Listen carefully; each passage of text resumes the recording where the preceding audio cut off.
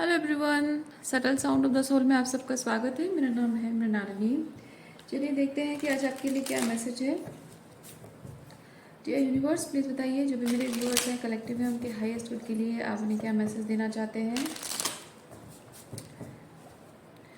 आज जो भी मैसेजेस हैं वो कलेक्टिव रीडिंग है, तो जेंडर स्पेसिफिक नहीं है, टाइमलेस रीडिंग्स है। आपको जैसा रेजोनेट करता है वैसा लीजिए, जितना रेजोनेट करता है उतना ही लीजिए। जो आपको रेजोनेट नहीं करता है हो सकता है किसी और के लिए हो, इसलिए जो रेजोनेट नहीं करता है ग्रेसफुली उसे जाने दीजिए।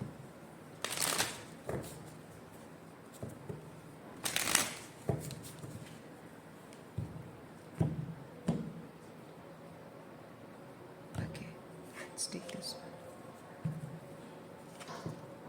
One. Two of cups. Okay,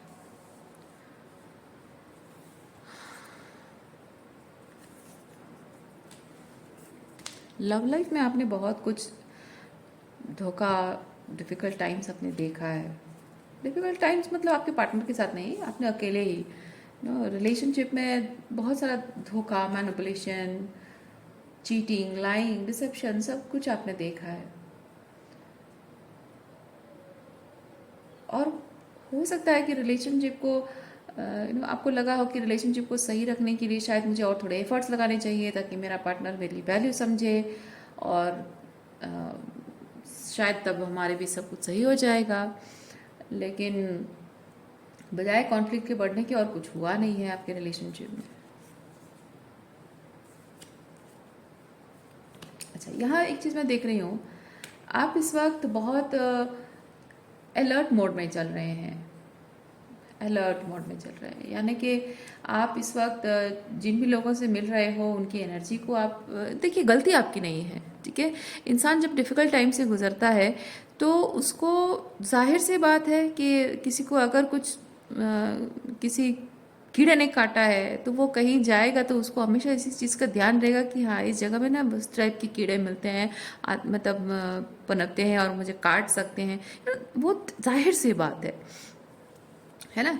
जिसका एक बार अगर किसी एक सर्टन टाइप में एक्सीडेंट हुआ हो तो वो हमेशा उस चीज़ को लेकर अलर्ट रहता है। तो आपके साथ जो कुछ भी हुआ है पास्ट में, जितना इंटेंस हुआ है, जितनी इंटेंसिटी के साथ बहुत सारी चीज़ें हुई हैं, हो सकता है बार बार ये चीज़ें हुई हों, तो उसकी वजह से जाहिर सी बात है कि आपके अंदर वो अलर्टनेस आ गई है कि जिन भी लोगों से आप मिलते हो, चाहे मेल हो, फीमेल हो, चाहे वो रोमांटिक पार्टनर हो, चाहे वो आपके फ्रेंड, नए फ्रेंड्स बनाने हो, या फिर कुछ भी, किसी भी पर्सन को अराउंड आप पाते हो तो उनकी एनर्जी को आप स्कैन कर लेते हो, भाप लेते हो कि उनकी एनर्जी में बात करने का जो लहजा है, जो स्टाइल है, जो वार्मथ है या कोल्डनेस है, सब कुछ आप भाप लेते हो। तो वो जो एक अलर्टनेस आपके अंदर आ गई है, उसकी वजह से अब ये हो रहा है कि कोई भी अगर आपके करीब आने की कोशिश कर रहा है तो ही और she is finding it difficult. Okay, और हाँ, देखिए, लोगों को डिफ़िकल्ट लग रहा है, आपके करीब आने के लिए लोगों को डिफ़िकल्ट लग रहा है। लेकिन मैं यहाँ पे एक चीज़ फील कर रही हूँ कि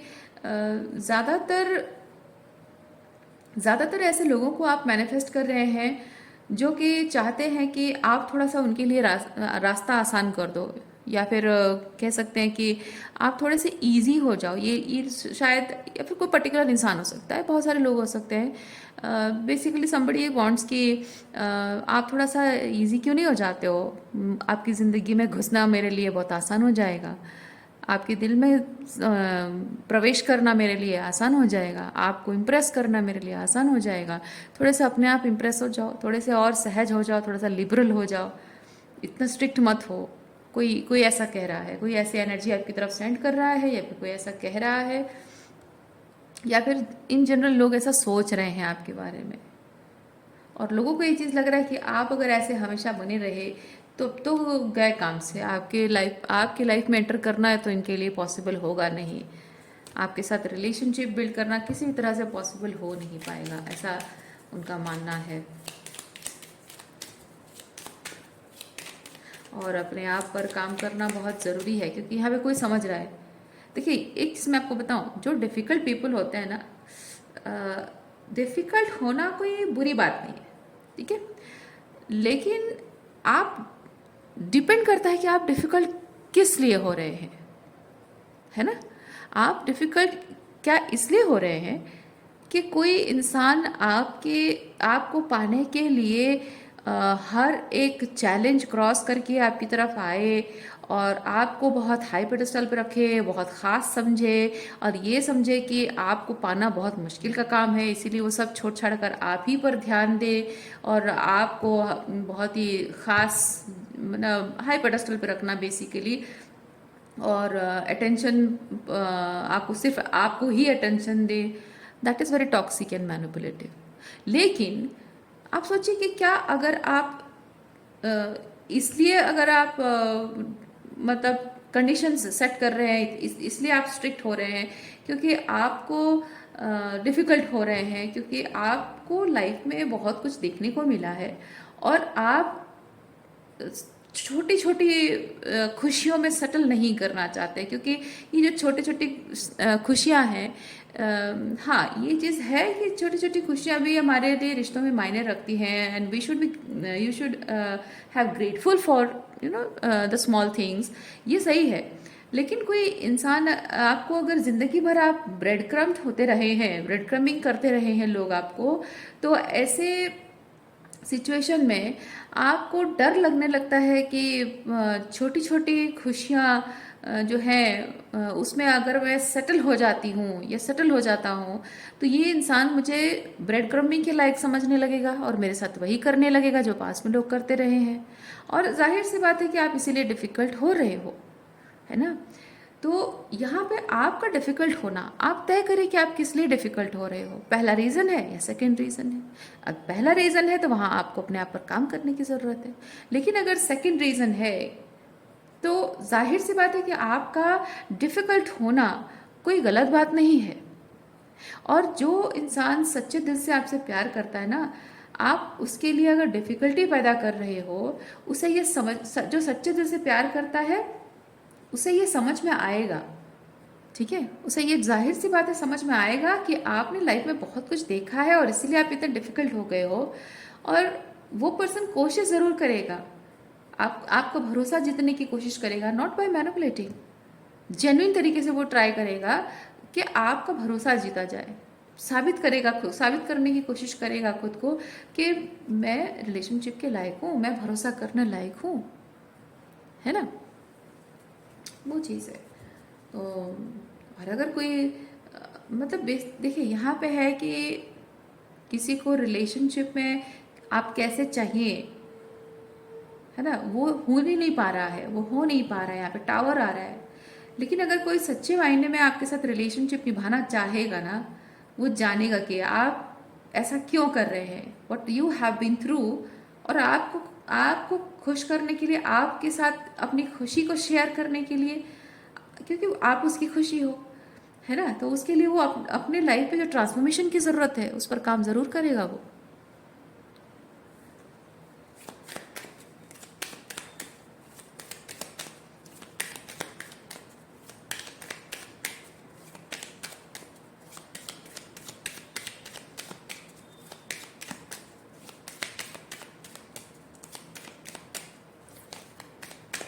देखिए एक चीज़, मैं यहाँ पे एक चीज़ फील कर रही हूँ, ये जो रीडिंग आप देख रहे हैं, हो सकता है कि वो जो फेमिनिन एनर्जी जो रिसीव करने के लिए रेडी हो रही है, ठीक है, आप वो हैं, या फिर आप में से कुछ लोग हैं जो कि मैस्कुलिन एनर्जी में है, एनर्जी की बात कर रही हूँ, फिजिकल बॉडी की बात नहीं कर रही हूँ, ठीक है, आप में से कुछ मैस्कुलिन एनर्जी है जो कि आप इस फेमिनिन एनर्जी के साथ रिलेशनशिप बिल्ड करना चाह रहे हैं, लेकिन she is being difficult to pursue, और वो आपको प्रॉब्लम क्रिएट कर रही है, तो आप समझ नहीं पा रहे हैं कि मैं क्या करूं।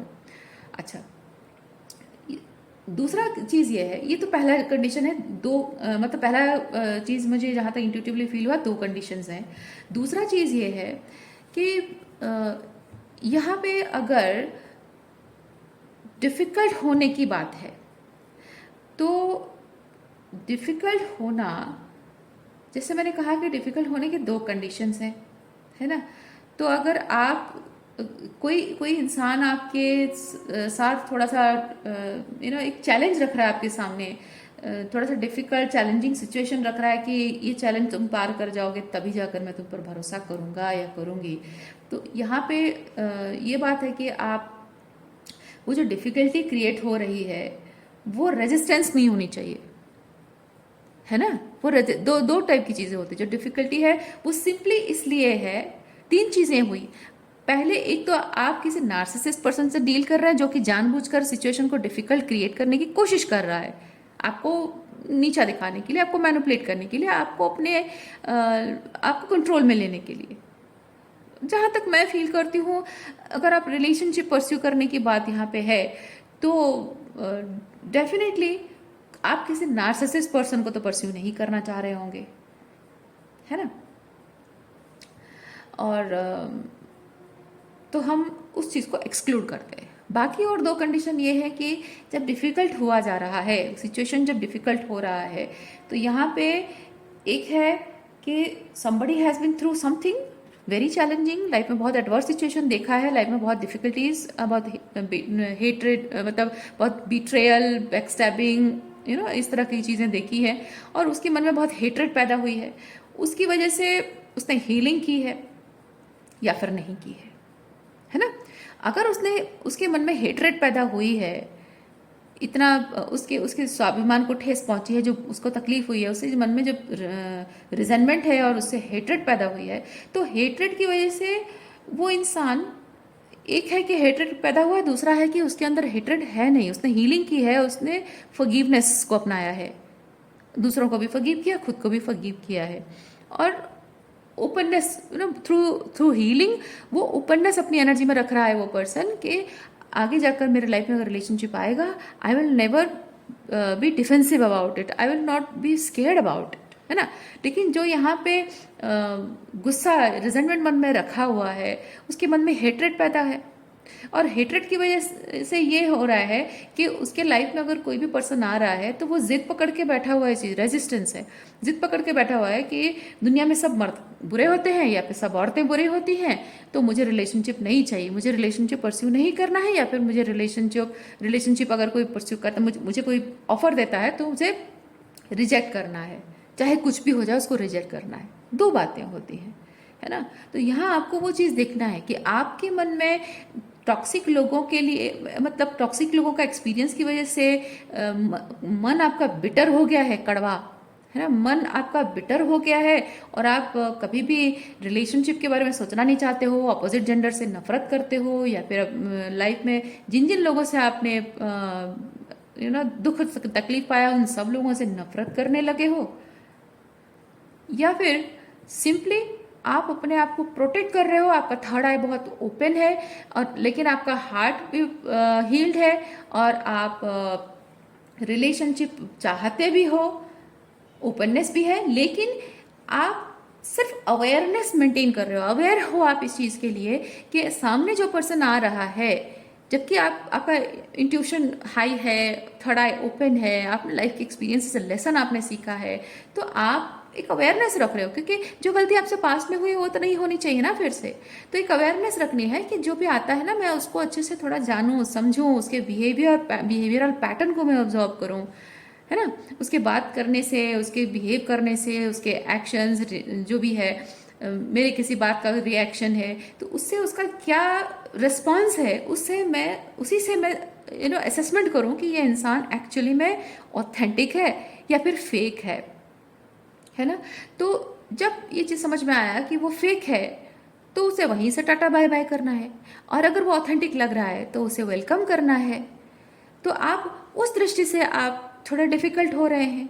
तो पहला जो एक चैलेंजिंग मतलब क्या बोलते हैं उसको, रिजेंटमेंट रखकर, हेट्रेट रखकर अगर है तो वो सही एनर्जी नहीं है माय डियर, ठीक है। दूसरा वाला जो एनर्जी है वो एक्चुअल में सही एनर्जी है, जो आप हार्ट चक्र ओपन भी रख रहे हो, ठीक है, अपने लिए ऑप्शन आने के दरवाजे भी खुले रख रहे हो, लेकिन वहाँ पे आप एक बाउंड्री भी मेंटेन कर रहे हो कि मैं पहले चेक तो करूँ, पहले पर्सन की एनर्जी चेक तो करूँ, वो कैसा है, उसका बिहेवियर है, उसका मेरी किसी बात का रिस्पॉन्स वो कैसे देता है, कैसे रिएक्ट करता है, या कुछ भी, तो उससे मैं पहले ऑब्जर्व करूँ कि वो इंसान मेरे एनर्जी फील्ड में आने लायक है या नहीं, हेल्दी माइंडसेट वाला है या नहीं, टॉक्सिक है मैनिपुलेट, क्योंकि रिलेशनशिप जब स्टार्ट होता है ना, उसमें कोई भी इंसान बहुत चाहे वो अच्छा हो या बुरा हो, बहुत शिवलरी उसकी शो अप होती है, वो शो करता है। तो उसमें ये चीज़ होता है कि इंसान जान नहीं पाता है, ठीक है, इंसान को समझ में नहीं आता है कि सामने वाला इंसान जो शिवलरी शो कर रहा है वो एक्चुअली मैनिपुलेशन है या सच में उसके अंदर वो जेंटलनेस है, वो सोबरनेस है, वो ओपन हार्टेडनेस है, वो समझ में नहीं आता है। जब रिलेशनशिप में एक सर्टन टाइम में आप चले जाते हो, भरोसा कोई किसी इंसान पे भरोसा करते हो और वो आपको भरोसे में ले लेता है, आपके साथ रिलेशनशिप में एक डेप्थ में जाता है, उसके बाद जाके तो इंसान के असली पता चलता है। और तब वो चीज़, जाहिर सी बात है कि एक बार आप इमोशनली उस इंसान से जब जुड़ जाते हो, एक डीपर लेवल पे कनेक्शन हो जाता है, उसके बाद वो और एक सरदर्द बन जाता है। अगर वो खराब टॉक्सिक रिलेशनशिप है ना, वो सरदर्द बन जाता है। लेकिन अगर अच्छा रिलेशनशिप है तब तो अच्छा है, तो वो हद तक जाने ही क्यों दे, है ना। वो गलती तो पास में हुई है ना आपसे, बिना सोचे समझे आपने लोगों को अपने लाइफ में एंटर करने दिया, और बहुत इंटीमेट, इमोशनली इंटीमेट होने के बाद आपको रियलाइज हुआ कि ये पर्सन टॉक्सिक है। वही गलती अब फिर से नहीं दोहरानी है ना। तो अब यहाँ पे हेट्रेड अगर रखोगे तो आप खुद ही ब्लॉकेज क्रिएट कर रहे हो। लेकिन आप अगर माइंड सेट ये रख रहे हो कि मैं हार्ट ओपन भी रखूंगा या रखूंगी, लेकिन पहले छांटूंगी कि एनर्जी चेक करूंगी उस इंसान की, उसे उसका बिहेवियरल पैटर्न चेक करके देखकर मैं समझ में आता है, क्योंकि आप समझ पा रहे हो, स्कैन कर पा रहे हो, है ना। क्योंकि रिपीटेड पैटर्न्स आपने देखे हैं, तो वही सेम चीज़ रिपीट होगा तो आपको समझ में आ जाएगा कि ये वैसे पुराने पैटर्न का कोई इंसान है। और नहीं है तो अलग एनर्जी नजर आएगी, अलग रिस्पॉन्स होगा, उसका एक अलग तरीके का बिहेवियरल पैटर्न होगा आपसे डील करने का। तो वही समझ में आएगा कि नो नो ये डिफरेंट है, पास्ट से ये डिफरेंट है ना। तो वहाँ आप एंट्री दे सकते हो। वो सेकंड वाला चीज़ आपका रहना ज़रूरी है।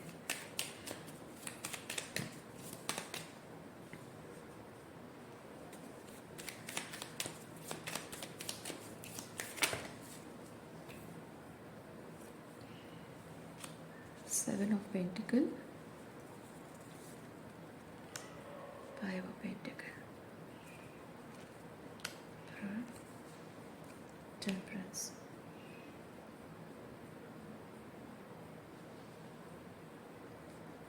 पास्ट में हो सकता है कि आप अपने लाइफ में ऐसे लोगों को एक्सपीरियंस किया हो जो कि बहुत ही डोमिनेटिंग टाइप के पर्सन हो, जो कि आपकी ज़िंदगी को अपने हाथ पे चलाना चाह रहे हो, अपने हिसाब से चलाना चाह रहे हो।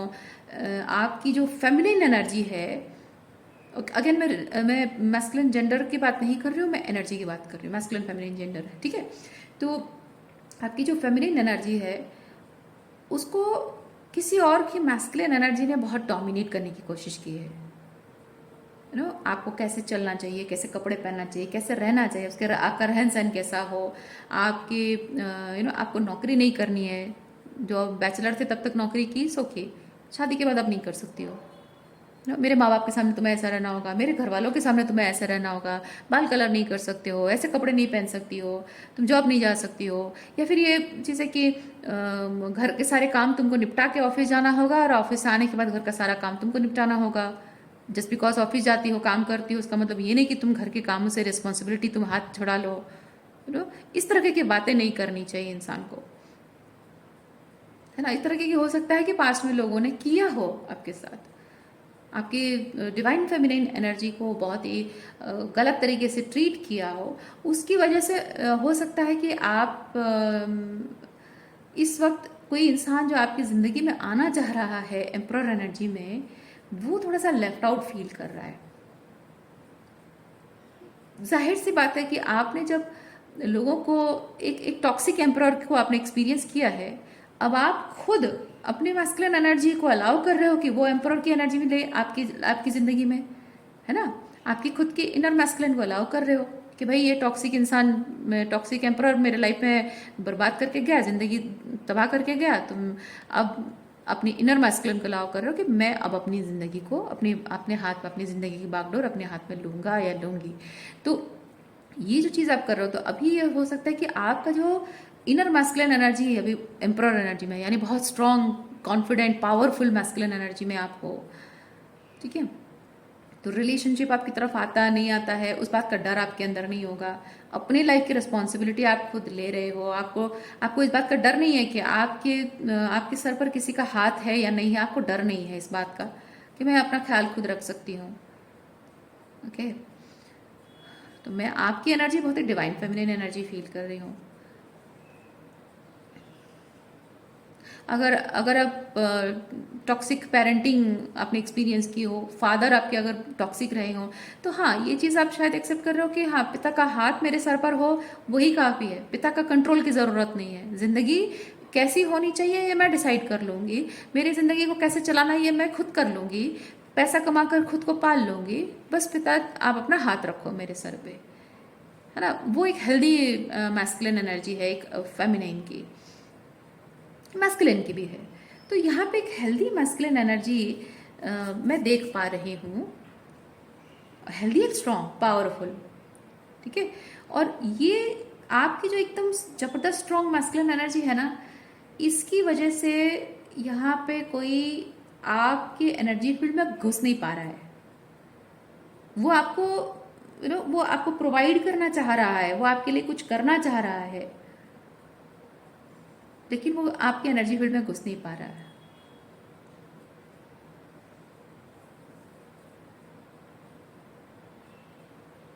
यहाँ टेम्परेंस के साथ मैं फील कर रही हूँ टेम्पर इश्यूज। इस इंसान का, ये जिस भी पर्सन की एनर्जी हम रीड कर रहे हैं ना, इसको इसको टेम्पर इश्यूज बहुत हैं। लाइक उसको आदत है इस बात की कि वो जहाँ अपना दबदबा बनाना चाहता है, जहाँ रूल करना चाहता है, जहाँ वो अपनी पावर शो करना चाहता है, अपनी पावर एग्जूट करके उस सिचुएशन को खुद हैंडल करना चाहता है, वहाँ पे अगर उसे रोका जाए तो उसे गुस्सा बहुत आता है। या फिर वहाँ पे अगर उसको नैगिंग किया जाए, हमेशा बोला जाए कि नहीं ये सही नहीं है, तुम्हें यही नहीं करना चाहिए, वो करना चाहिए, वो शायद उस बात से गुस्सा आता है। या फिर अगर उसको ऐसा बोलने की हिम्मत किसी में अगर आज तक नहीं भी हुई है, तभी उसको अगर अलाउ ना किया जाए, इस बात का गुस्सा उसको आता है। कुछ ऐसी एनर्जी मैं फील कर रही हूँ। देखिए, मैं आपको एक चीज़ बताती हूँ। यहाँ कोई आपको प्रोवाइड करना चाह रहा है, आपका साथ देना चाहता है, प्रोवाइड करना चाहता है, आपके लिए कुछ करना चाहता है ना, तो ठीक है, बात ठीक है। लेकिन जहाँ बात ये इस चीज़ की है कि आपके लिए, मतलब वो एक डिसाइड करता है कि मुझे ये चीज़ करना है, एंड आप कौन होता है उसको रोकने वाले। आपको रोकना नहीं चाहिए। आपको you are suppose to be like be silent और बी हम्बल और मे बी एक्सेप्टिंग, सरेंडरिंग, इस तरह से आपको होना चाहिए। जब वो एक बार कह रहा है कि मैं ये काम मैं करने को तैयार हूँ, मैं करूँगा ये चीज़, तो आपको चुपचाप उसे हाँ बोल देना चाहिए। ईजिली आपको हाँ बोल देना चाहिए। आपको रेजिस्टेंस नहीं शो करना चाहिए। ये कोई ऐसा इंसान है जो कि टॉक्सिक एनर्जी है। ओके, प्रोवाइड आपके फादर भी करेंगे, लेकिन कंट्रोलिंग, डोमिनेटिंग होंगे, हो सकता है नार्सिसिस्ट होंगे। प्रोवाइड आपका स्पाउस भी करेगा आपको, लेकिन हो सकता है वो कंट्रोलिंग, डोमिनेटिंग, नार्सिसिस्ट हो। क्या पता, कोई गारंटी नहीं है। क्योंकि आप जब एक नार्सिसिस्ट पर्सन से डील कर रहे हो माय डियर, वो पैसों के थ्रू आपको कंट्रोल करने की कोशिश करता है। आपकी नीड भी पूरी करेगा, आपको टॉन्ट एंड टीज भी करेगा। तो इसलिए इतना मैं आपसे कहूँगी, अगर यहाँ कोई आपको प्रोवाइड करना चाह रहा है, कोई गारंटी नहीं इस बात की कि वो आपके लिए एक डिवाइन मैस्कुलिन है।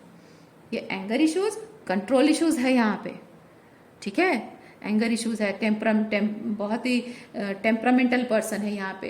टेम्पर, उसका गुस्सा बहुत, मतलब एक डोमिनेट करने की इच्छा, कंट्रोल करने की इच्छा, अपने हिसाब से अपने हिसाब से चीज़ें हो तभी जाकर वो सब कुछ बैलेंस है। ये ठीक नहीं है, बिल्कुल ठीक नहीं है।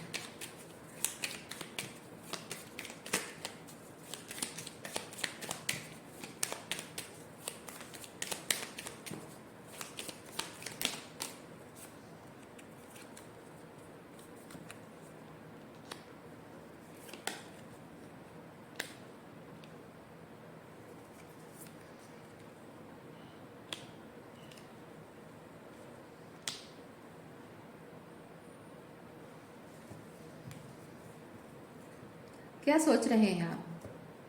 क्या सोच रहे हैं?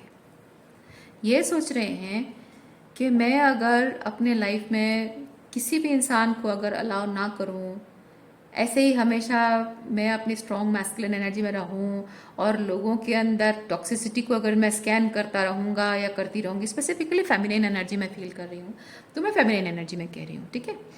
तो अगर मैं अपनी स्ट्रॉन्ग मैस्कुलिन एनर्जी में रहूं और मैं लोगों की टॉक्सिसिटी को मैं स्कैन करती रहूं, और ऐसे तो मुझे कोई नहीं मिलेगा, कोई पार्टनर नहीं मिलेगा, कोई साथी नहीं मिलेगा, कोई अपना दोस्त नहीं होगा, specifically romantic relationship excuse me, जबकि यहाँ पे लवर्स एंड 2 ऑफ कप्स है ना। तो कोई पर्सन नहीं मिलेगा शादी करने के लिए, प्यार करने के लिए, कोई साथी नहीं होगा, ज़िंदगी भर अकेली रहूँगी अगर मैं ऐसी स्ट्रॉन्ग मैस्कुलिन एनर्जी शो करती रहूँ। क्या सोचते हैं आप? यही सोच रहे हैं?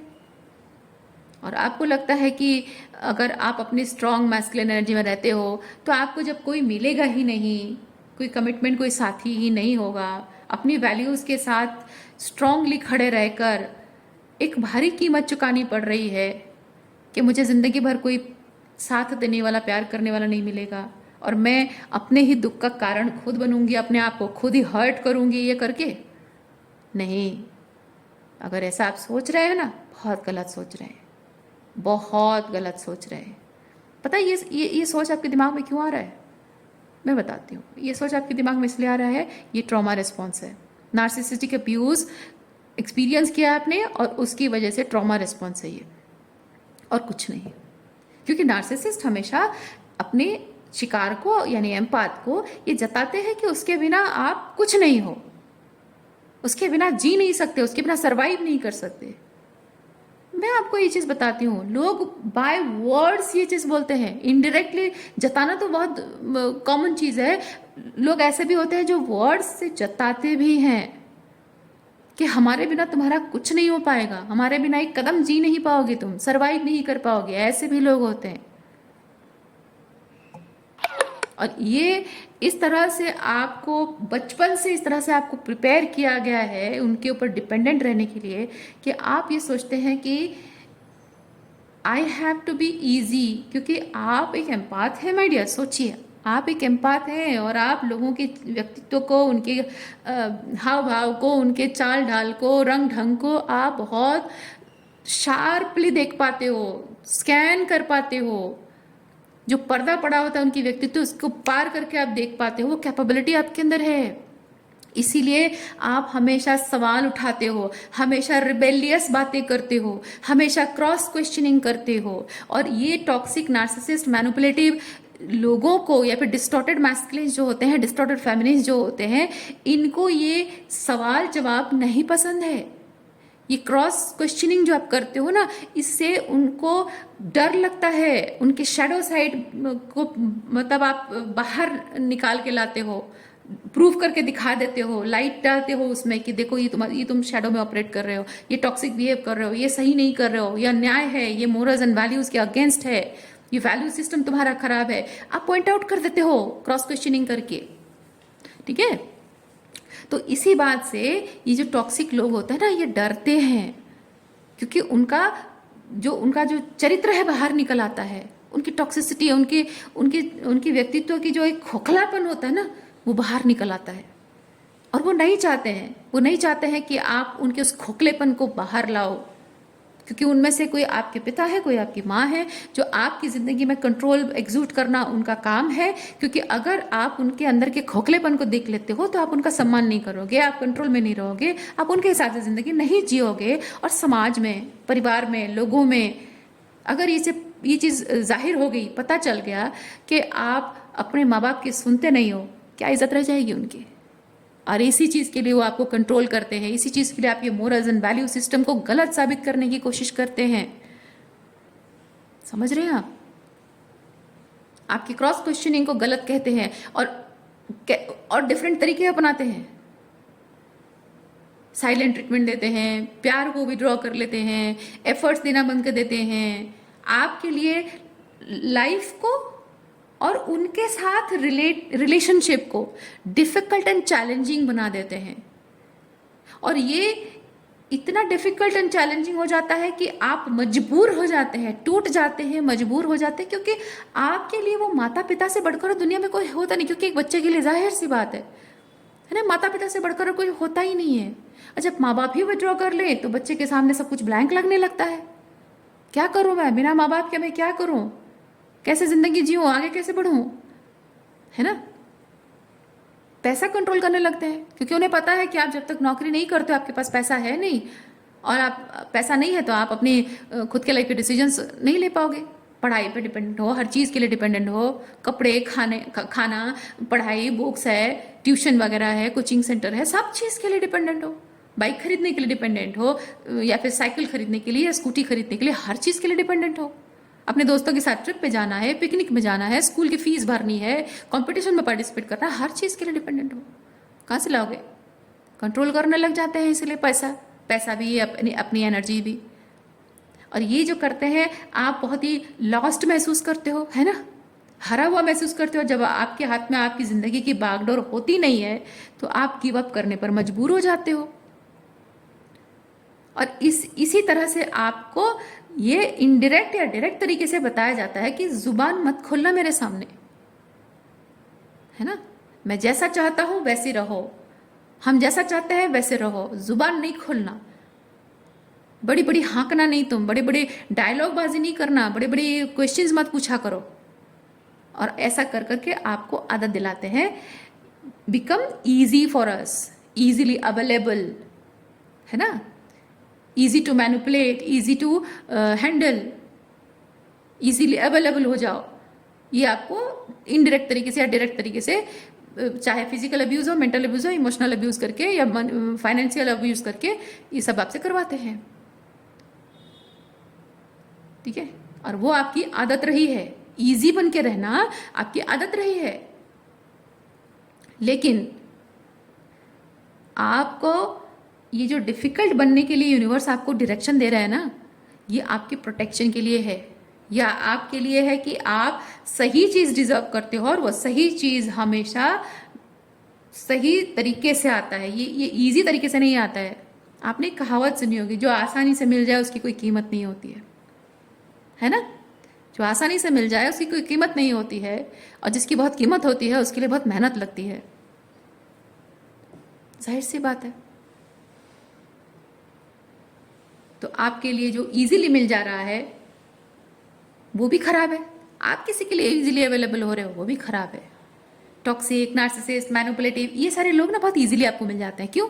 क्योंकि इनको तो एनर्जी चाहिए ना, ये तो एनर्जी सकिंग वैम्पायर्स हैं, इनको एनर्जी चाहिए। और एनर्जी पाने के लिए बिना मेहनत किए कोई भी आसानी से मिल जाए तो मज़े ही मज़े हैं इनके, बैठे बैठाए मिल जाए, आराम है, मज़े हैं, और आप उनको इजीली मिल जा रहे हो, है ना। तो आपको इजी नहीं बनना है। इजी बनना नहीं बनना, ये किसी को मैनिपुलेट करना नहीं है, किसी को कंट्रोल करना नहीं है। डिफिकल्ट बनना, ये जो टॉक्सिक नार्सिसिस्ट लोगों को है ना, इनको दिख रहा है यू आर बीइंग डिफिकल्ट। पर आप स्पिरिचुअल वर्ल्ड के लैंग्वेज में अगर बात करें, ठीक है, डिवाइन लैंग्वेज में, स्पिरिचुअल लैंग्वेज में अगर आप बात करें, तो you are not being difficult, you are being authentic, you are being real, you are being honest who you are. Difficult word ये लोग यूज करते हैं, ये जो टॉक्सिक मैनिपुलेटिव लोग, नार्सिसिस्ट होते हैं, ये यूज करते हैं कि you are being difficult. You are not being difficult, आप जैसे हैं वैसे हैं, वैसे बन रहे हैं, रॉ, ऑथेंटिक, प्योर, ऑनेस्ट बन रहे हैं। आप ऑनेस्टली शो कीजिए कि आप ट्रूली कौन है ना। आप अगर एक हीरा बेच रहे हो, आपके पास एक हीरा है, बेशकीमती हीरा है, आप अगर देख रहे हो कि आपके पास आने वाले जो लोग हैं बहुत ही कोई गरीब है, कोई ठीक ठाक कमाता है, बेसिकली मैं कहना चाहती हूँ कि लोगों के पास उतने पैसे नहीं है ना, उनके पास उतने फाइनेंसेस नहीं है कि वो बेशकीमती हीरा आपसे खरीद सके। आप अगर ये सोचने लग जाते हो कि मेरा ये हीरा बिक नहीं रहा है, और इसलिए जितने भी स्टैंडर्ड, फाइनेंशियल स्टैंडर्ड के लोग आ रहे हैं, उस हिसाब से थोड़ा सा मैं इसका रेट अगर कम कर दूं तो मेरा हीरा बिक जाएगा। पहली चीज़ तो नुकसान में जाओगे, आप ही नुकसान में जाओगे। आपके हीरे की कीमत लेस करके आप जब बेच रहे हो तो आपके हीरे की बेइज्जती हो रही है। दूसरा चीज़, आपके अंदर लैक माइंडसेट है ना। हीरा बेचना आपके लिए ज़्यादा इंपॉर्टेंट है, हीरे की कीमत ज़्यादा इंपॉर्टेंट नहीं है। क्यों? क्योंकि आपके पास शायद पैसे नहीं है, शायद आपको लग रहा है कि मैं कमाई नहीं हो पाएगी मेरी। ये लैक माइंडसेट है। एबंडेंट माइंडसेट ये होता है कि मेरे हीरे की कीमत जो है उस कीमत पर ही बिकेगा, ये कम कम पे तो मैं कॉम्प्रोमाइज करूंगी नहीं या करूंगा नहीं। तो देखो, जो उसके लायक नहीं है वो अपने आप चले जाएंगे, है ना। और जो कम में खरीदेगा उस हीरे को, वो उसको जाहिर सी बात है फॉर ग्रांटेड ही लेगा।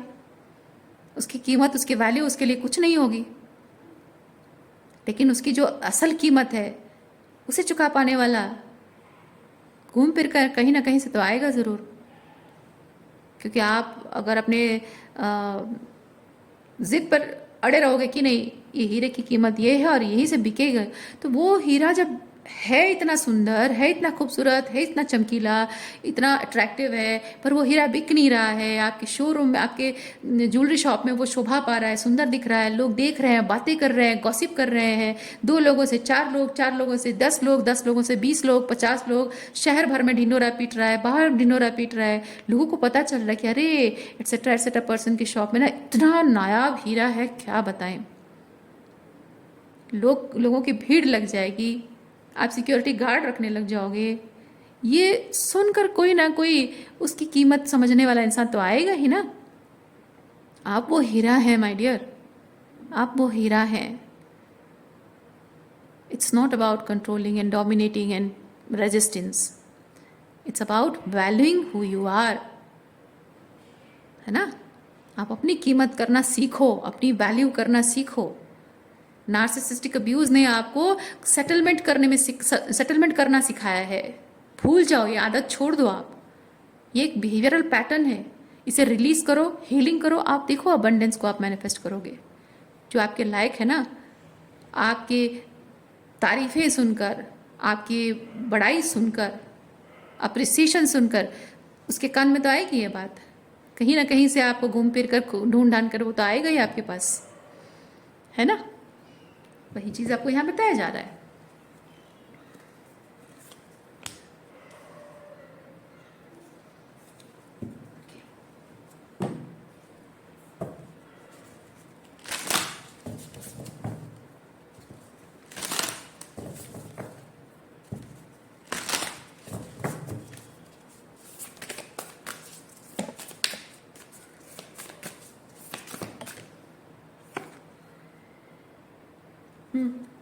यू हैव परफेक्ट कार्ड निकला है।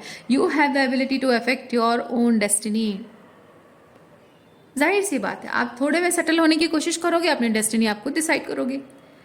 बिना कॉम्प्रोमाइज किए अपने वैल्यू के लिए स्टैंड लोगे तो थोड़ा समय अब जरूर लगेगा, लेकिन आपकी हाईएस्ट डेस्टिनी जो है, आप जो डिजर्व करते हैं, वो चीज़ आपकी लाइफ में आएगा ज़रूर, है ना। वो अच्छा समय आएगा ज़रूर। तो अपनी डेस्टिनी आप डिसाइड करोगे। अभी आपके हाथ में है, कॉम्प्रोमाइज करोगे या फिर स्टैंड लोगे। ओके, सो आज के लिए इतना ही है। उम्मीद करती हूँ इस रीडिंग से आपको कुछ क्लैरिटी मिली हो। मैं आपको नेक्स्ट रीडिंग में मिलती हूँ। अपना ख्याल रखिए, बाय।